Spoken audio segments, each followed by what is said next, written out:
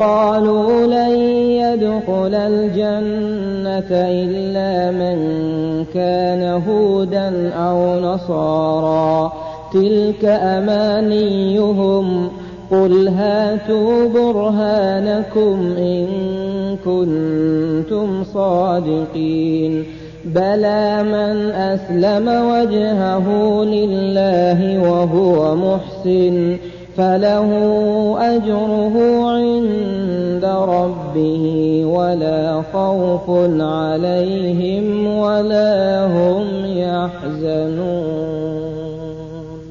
وقالت اليهود ليست النصارى على شيء وقالت النصارى ليست اليهود على شيء وهم يتلون الكتاب كذلك قال الذين لا يعلمون مثل قولهم فالله يحكم بينهم يوم القيامة فيما كانوا فيه يختلفون.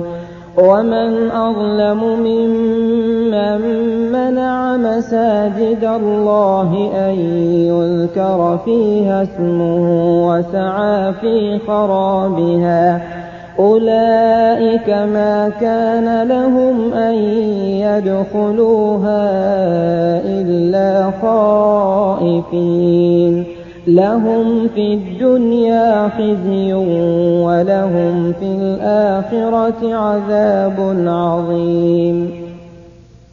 ولله المشرق والمغرب فأينما تولوا فثم وجه الله إن الله واسع عليم. وقالوا اتخذ الله ولدا سبحانه بل له ما في السماوات والأرض كل له قانتون بديع السماوات والأرض وإذا قضى أمرا فإنما يقول له كن فيكون.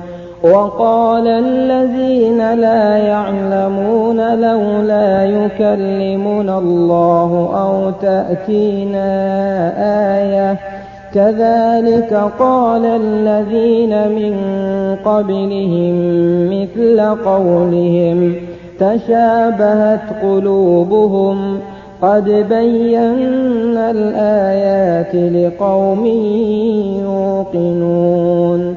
إنا أرسلناك بالحق بشيرا ونذيرا ولا تسأل عن أصحاب الجحيم.